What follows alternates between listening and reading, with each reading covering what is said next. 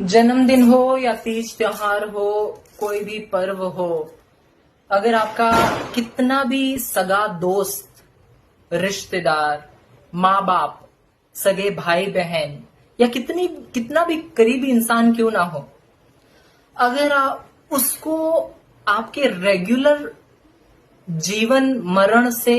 कोई मतलब नहीं है ना, अगर वो रेगुलर आपको कॉल नहीं करता,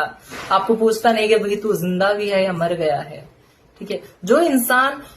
पूरे साल में कभी भी आपको कॉल नहीं करता, ठीक है, गिने चुने महीने 2 महीने में एक बार, 3-4 महीने में एक बार, वो भी मतलब के लिए अगर आपके पास में कॉल आता है, चाहे वो कोई भी इंसान हो, आपका रिश्तेदार, आपका दोस्त, भाई बंधु, जो भी हो,